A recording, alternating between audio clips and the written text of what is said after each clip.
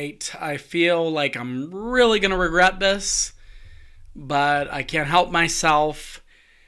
I know right now I think we're 28 episodes deep when it comes to the Sam Linton Show. But today I'm going to do something for you that if you didn't listen to any other episode ever, this would be the one I'd recommend. So let's get into it because this just might change your life. Go. Welcome to the Sam Linton Show, the podcast designed to help you shift your mindset, find your voice, and change your world. Sam is a pastor, coach, and expert communicator, helping leaders and entrepreneurs like you step into their purpose, speak with confidence, and make a lasting difference. So let's dive in. All right. I hesitated on doing this because I don't want to minimize how far we've come. I mean, we've been doing this for over a half a year. We've been pretty consistent. We haven't missed once a week. If you've been listening to this show for any period of time, I would love if you would share this on your socials. I would love if you would recommend it to a colleague, especially an executive who is trying to become a better communicator. But I especially today want to give you a gift. And this is a big gift. I think this one is going to be something that I might regret because I was working on my notes for kind of the direction that I wanted this episode to take. And what I came up with is if I had 1 week, just one, and I had nothing, like no resources, I couldn't go online to do it, I definitely couldn't hire a coach to do it, what would I do? What would I focus on in order to become a better communicator in 1 week, 7 days? So 7 days, could even do it in shorter time if you focus, but could you become a better communicator than most people in 1 week? Yes. Yes, you could. There's no question.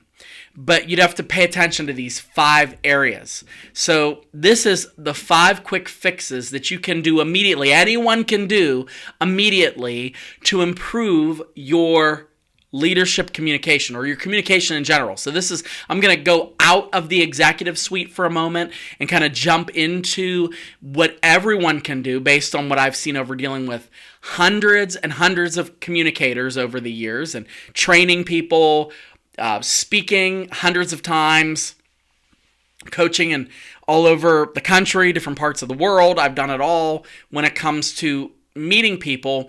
These are the 5 areas that tend to come up every time. So this is almost like a cheat sheet. So almost all of the podcasts that you have heard up to this point are going to touch in some of these areas. So I'm going to give you these 5 areas, 5 things that you could do immediately to improve your communication significantly. Let's get into the first one is most important. You already know if you've listened to any of these episodes up to this point, the first and most important thing is you have to focus on the audience. Nate Bargatze is arguably one of the greatest working comedians right now in the sphere of comedians.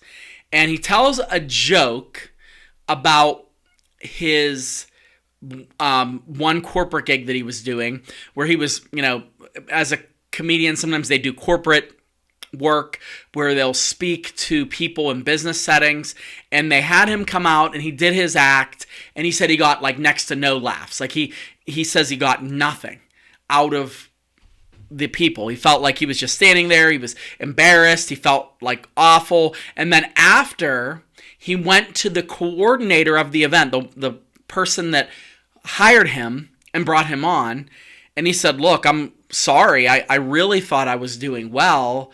I'm usually funny. I'm a comedian, but today I guess I didn't do well."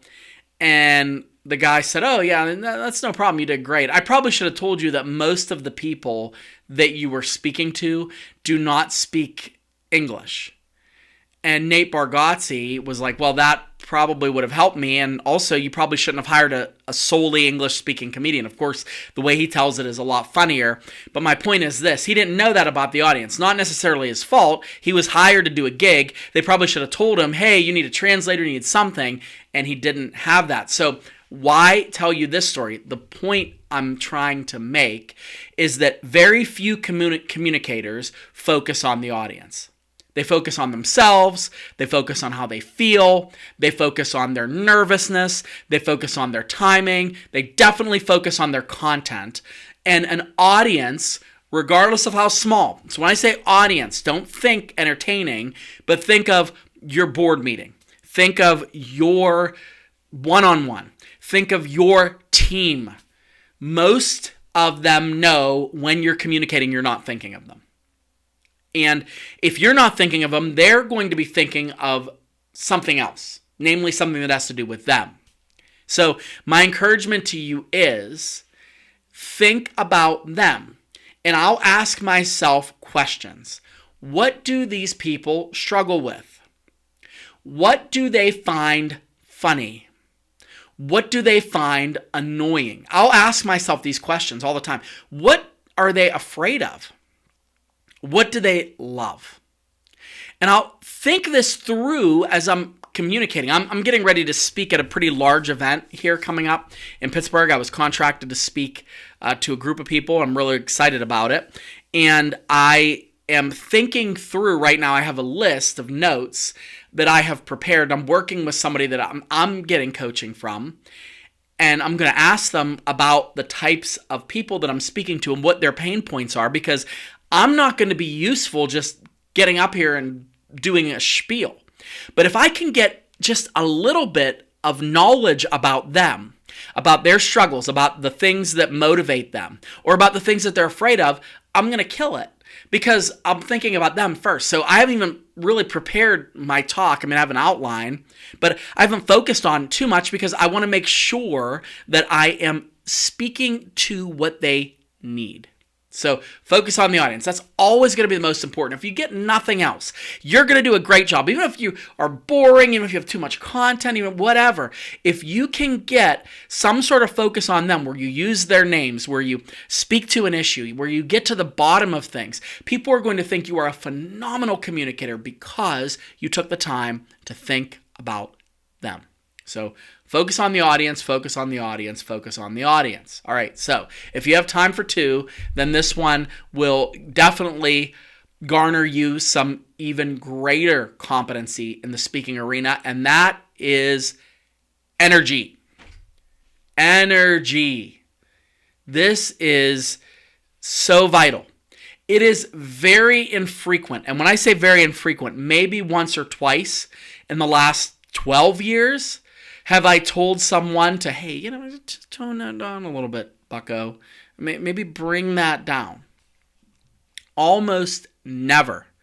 In fact, usually when I am working with a client, I will try to get them to go psycho when it comes to their energy, because their idea of psycho is just right about normal for where the energy should be when they're speaking.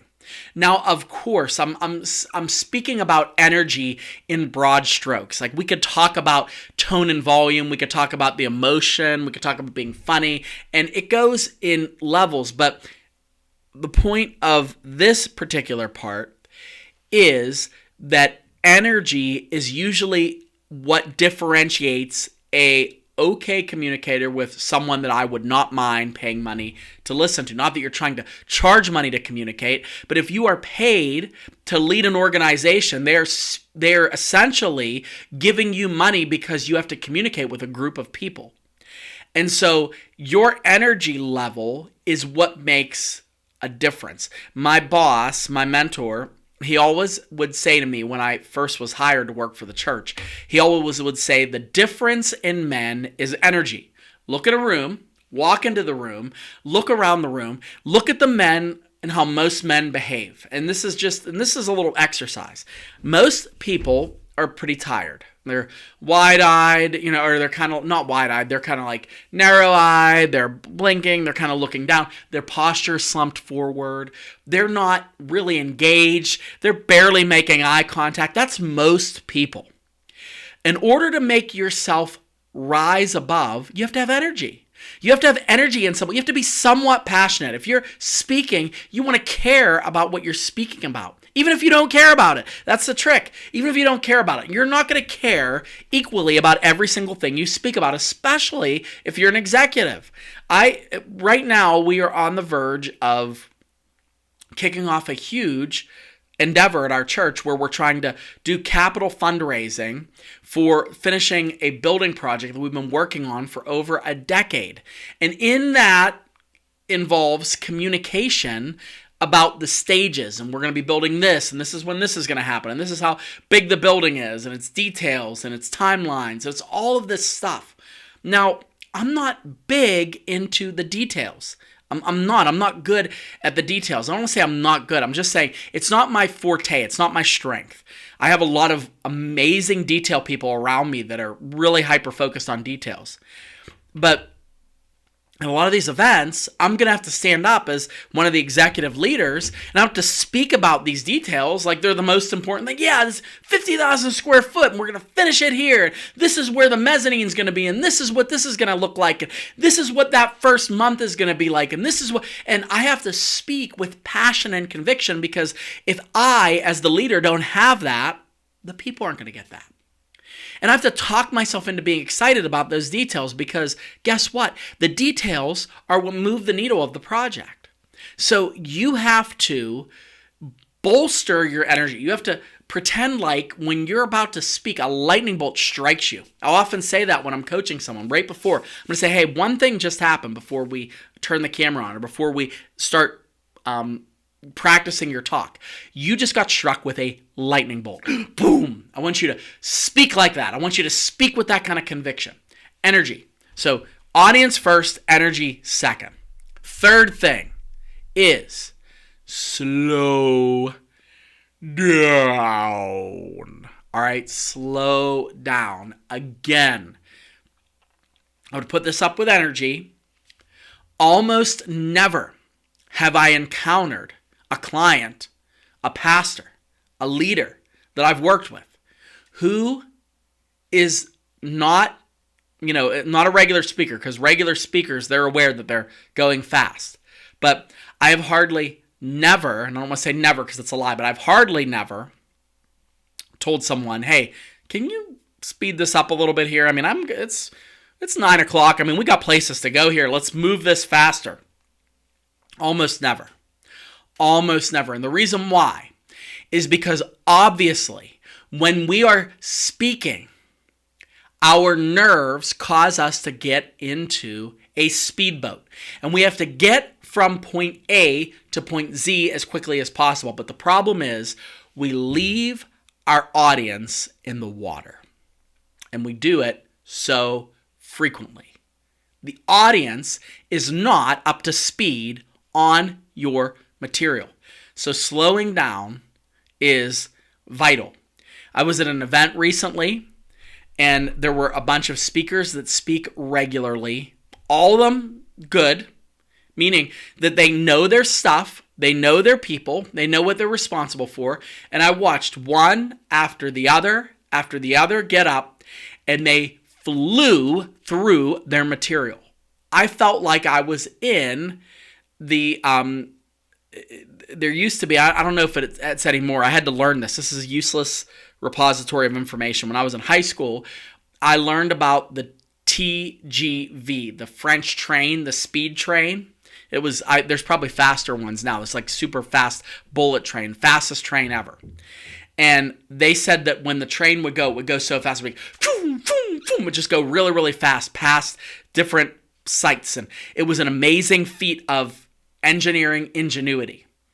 And most of us, when we speak, we're like that train. We're like, toom, toom, toom. We go through our points. Okay, this is what we're going to have to do at 9 o'clock. And then tomorrow we're going to do this. And then after that, we're going to do this. And meanwhile, I'm like, well, wait, hold on a second. I'm get my papers. As an audience member, I'm like, 9 o'clock is, wait, did you say I'm a part of that? Or is that somebody else? And as an audience member, I am trying to figure out what it is you're saying. I have not had access to your agenda. And some of you are going to say, well, I emailed them the agenda already. I know, but they didn't read it.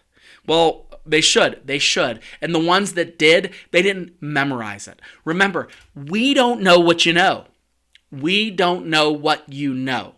And so we need time to process what it is that you're saying.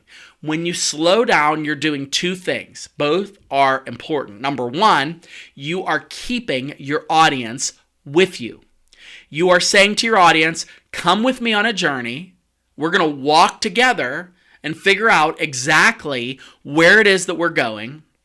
And number two, and this is a big one, you are demonstrating confidence. You're demonstrating confidence. When people slow down, they are saying, I am comfortable in my own skin. I'm okay being up here. This is my jam right now. I might not know all the answers, but I am going to take my time and get us to where we got to be as best as I can. And you're going to be right with me every step of the way. Now, I will pause and say, I am a fast talker. So I am chief among people who have spoken too fast. When I first started preaching, my early sermons were most likely so fast that you could barely afford to pay attention or take a break. Now I find myself intentionally pausing. I find myself intentionally repeating. And if you look at your material and you cut your speed down by half, people are going to think that you know your chops when it comes to communication. So slowing down. You can't go wrong with downshifting and really getting your audience with you, getting them on the same page. All right, so that's point number 3. We've got focus on the audience, boom, done. Pick up that energy, you got me. Third, slow down, like we're taking a bend. And 4 now is, in line with slowing down, just say less. You have too much material, dude. You and I both know you do. You're not going to cover all that in 30 minutes. Let's be honest, you're not. That's one of the things I would say. Like, if I could just wave a magic wand to all presenters everywhere that are presenting tomorrow, like tomorrow, this week, it's a weekend. Pastors are going to be speaking all over. I'm not preaching this weekend. The other pastor is. But next week, I would tell myself, I'd write this little note. Just probably say half of what you intended. Those messages where I cut it down to half are usually the best ones. I feel more confident. I feel more at ease. I don't feel like I have to memorize so much. But on top of that, this forces you to be very, very budgetary with regard to what you say. It's when you look and say, okay, I have these points. What can I afford to fit into this small amount of time? Unless you're super seasoned, you're very, very overstuffed when it comes to content. It doesn't mean that the content is bad. It just means that it's not all going to fit in that one meeting, in that one communication, in that one presentation, in that one TED Talk. It's not all going to fit there. That's why TED Talks do so well. You have to say all that you need to say in 18 minutes. Now, if you read the book, Talk Like TED, that describes how TED Talks work, that 18 minutes is a sweet spot of legitimate time that can cause your audience to ingest a point or two, something meaningful that you want to give them. You could really change somebody's life with 18 minutes of concerted effort of communication. But that means you have to cut out a lot of what you know about a subject. I'm going to be doing this presentation that is coming up, and I guarantee you I know more about the subject of speaking than I am going to share. And Dale Carnegie said that that's your vital exercise, that you want to know 10 times more about a subject than you're willing to speak about that subject. And I know you know your stuff. If you're a leader, you know your company. If you are a subject matter expert, you know that subject. But it's your job, it is your duty, it is your responsibility as a communicator to cut down what your audience doesn't need to know right then. And if you can do that, you are going to be paid well for your efforts. Because once again, you're focusing on them. Shortcut, the best way that I cut out stuff all the time is I think about what's useful to them. Is this even useful? If it's not, I'm cutting it. It's not so important. What I'm saying is not so important. And I don't have to mention it all. I could always give them an addendum. I could give them a white paper. I could send them an email later. I could do a follow-up meeting. It doesn't all have to fit into one meeting, one correspondence. It doesn't. Say less, impact more. Say less, impact more. All right, down to the wire. Last one. And again, I put these in order of importance. So order of importance. First one, if you're focusing on the audience, you're doing better than 90% of presenters. If you bring that energy up, again, you're going to differentiate yourself from other presenters. If you slow down, you're going to demonstrate confidence, unlike most presenters. If you say less, you are going to have a greater impact. Last but not least, certainly not least, but if you have time for one more, it is body language. Body language. I'm just saying body language because we could talk about that for generations. We could spend hours talking about what to do with your body, but you are not John Mayer and you don't want your body to be a wonderland. But unfortunately, that's what most of us do with our bodies. We have tics. We have things that we're doing that are unconscious. We are not using our body as the great visual aid that it is. And I'm not saying that you're all eye candy, but I am saying that if I am at a presentation that you are doing, your body is the illustration. And what you do with it is vital. So that means you have to be confident that what you're doing is deliberate and not accidental. So your body is doing speaking before your words are. I've had the privilege of being on the other side of managerial recommendations when it comes to the communication of some of my clients. And one client in particular told me, hey, this guy that you're going to be coaching, I'm like, yeah, hey, pay attention. He takes his hands, and while he's speaking, he begins to pick his nails. Or, hey, this guy that just hired you as their coach, pay attention because what they'll do is with their hands, they will twiddle their thumbs or they will tap the left side of their thighs, the outer side of their thighs. They'll do this tapping thing and it happens automatically. They don't even know that they're doing it. They're not aware. I've had so many of those tics revealed to me beforehand because most people that have them aren't aware that they have them. Nobody is going, okay, before I get up to speak, I should make sure that I nervously grab at my crotch. Because, the only one that ever did that in the history of presenters was Michael Jackson, and I think he did it on purpose. I don't think it was a tic. But there are people, you'd be surprised, where they will involuntarily, I'm not saying they're doing anything inappropriate, but they will grab their waist, they'll grab their crotch, they'll pick at their wedgie, they'll do all the things. And I'm like, dude, you have to pay attention to your body. You have to pay attention to your body. I know this has gotten really weird, but I've seen it all. I have seen it all. I've seen people picking at their face. I've seen people rubbing their lips. I've seen people playing with their hair. I've seen it all. Your body is communicating. And if you don't control what's going on with your body is going to control your presentation. And then you're going to be known not for your content, but that was the guy who couldn't quit picking his wedgie. Oh my goodness. That was the guy that as soon as the presentation started, he started picking his ear or picking his nose or whatever. I mean, I always tell my kids, you can pick your clothes, you can wiggle your toes, but you shouldn't pick your nose. All right. So you want to remember that. You got to realize your body is communicating. So use hand gestures meaningfully. Use hand gestures that are big. Speak in a way where your body is complementing what you're doing and not distracting from what you're doing. Because it, if not used as a tool, will become the greatest weapon against your audience internalizing what it is that you're saying. Now, come to the end of this. I'll say this again. I gave you all the trade secrets. These are the top 5. I mean, I could write a book just on these things. I maybe will at one point, but I want you to know, if you are like, oh man, this is so useful, first of all, share it. Tell somebody like, oh, this dude, he's been coaching people for like, decades. Here, just listen to what he said as his top 5 things to quickly fix your communication. Go ahead and share this right now, or like it, or write a review. But if you're like, I can go deeper with this, I know there's things, I already kind of knew this, but I know there's specific things about my communication that I don't see, let me help you with that.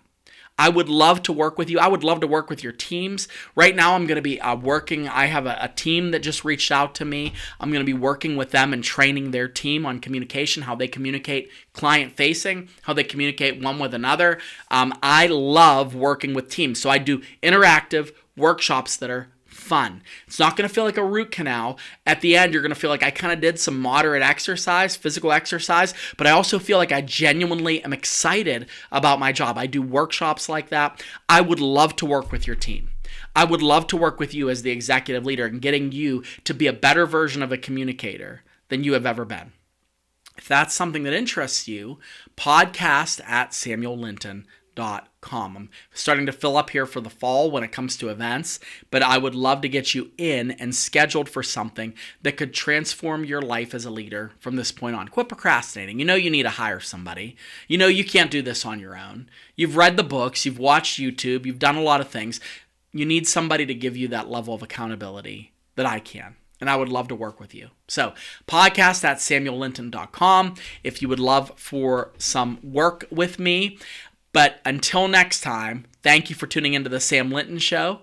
Shift your mindset, find your voice, change the world. We'll see you soon. Thanks so much.